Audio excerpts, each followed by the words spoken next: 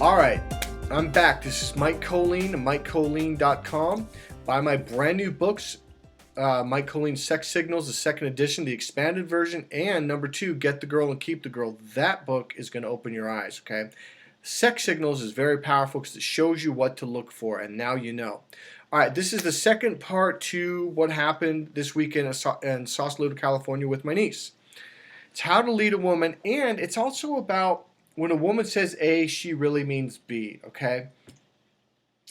Or that's no, sorry. Let me correct that slightly. It comes from the same pattern though.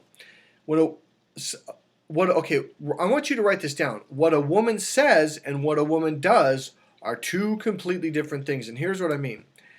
Over the years, my niece has always been outspoken, as many women have, especially in Northern California, the Bay Area.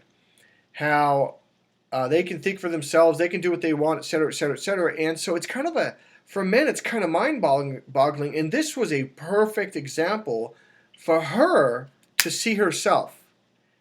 And that was a great thing. And here's what happened. After the parrot man, I'm going to call him the parrot man. If you haven't watched the first video of this, go back and watch it, okay? He's grabbing her, jerking her around, and he popped out of the tree, and it kind of scared both of us.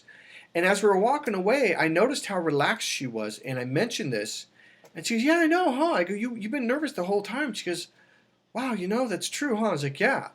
I go, "What was it about that guy?" I go, when he popped, I thought, number one, I thought he was creepy because he's an older guy, had old raggedy clothes on, had this, parrot and bird shit everywhere.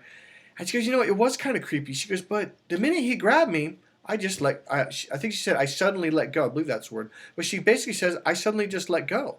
And she goes, "And I had a lot of fun." And here's the other thing she said when we were on the highway driving away. Okay, I'm going to rewind in a second, but she said, "You know what? That man and the parrot, that really made my day. That just made the whole day in Sausalito wonderful or awesome or amazing," I think it was her word.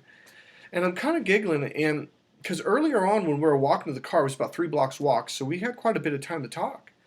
I said, "It's funny because you're always going off about how, oh, I don't need a man to lead me and I can cross the street without a man and blah, blah, blah."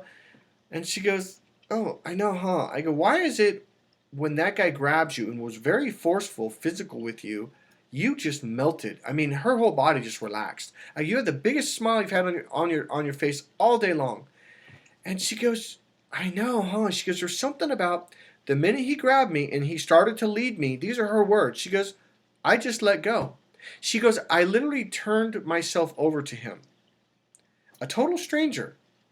Isn't that fascinating? Now, my NLP brain, my hypnosis brain was kicking in, and I'm like, the guy did some very hypnotic things, or an unconscious thing of just grabbing and leading her. It triggered her instinctually. So as I'm talking to my niece, I go, it's funny, but all day long I'm trying to give you your space and this and that. She goes, "I know, and it made me nervous." I'm like, "But you're always telling me that you want your space and you want to, you don't want me to choose where we're going." She goes, "Oh, I do, huh?" I go, "Yeah." So it's funny. When I listen to what you say, you get really irritable and stressed. And I go, and the minute that guy did that, you just relaxed. Now, here's the other thing I did. After we walked away, I grabbed her, go, "Come on, let's go." She goes, "Oh, okay." And the first time all day, she just went right along. All right? My point being is, a lot of times women will say, "Don't do this, don't do that." And then when you don't do it, they get mad or irritable and they get cranky, which is what she was like all day long. And the minute you do the opposite of what she says, all of a sudden she's relaxed. This is something you got to be careful of when you listen to women. All right? The funny thing is, I went on some dating sites and I saw a couple women. One posted an image that had words typed in that said, oh God, something like, "If you're not man enough to make a decision on where we're going for dinner, don't even send me a message," all right? Because if you can't figure out, if you're not man enough to think for yourself and decide where we're going to go for dinner, blah, blah, blah, she goes, "Because I don't want to stress out about it." I've made some videos about that, and my niece said this. She goes, "I know it's funny. Whenever I go out to dinner, I don't want to decide. That just stresses me out." Now, my goddaughter, I did a video on her too. She said the same thing when I was taking her to dinner after a softball game. I was trying to reward her, and I said, "Where do you want to go?" And we're on the freeway. She goes, "Oh, I don't know." I go, "No, honey, it's your night. Wherever you want to go." She goes, I don't know." I'm like, "Sweetie, this is a gift. I'm trying to reward you." She goes, "I don't know. Don't ask me. It's stressing me out." And I'm like, "You really want me?" She goes, "Yeah." So when I decided, she just relaxed. We got to the restaurant. She was happy the whole time. And I brought it up at the restaurant. She goes, you know, whenever you ask me that, I hate that. I'm like, why?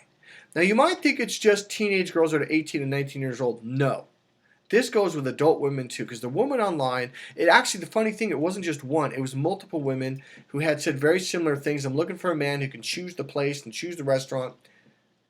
It usually will stress a woman out, and it has to do with the right brain about options and possibilities. There's all these restaurants we could go to. I don't know, I can't, there's too many to decide from. You decide, right?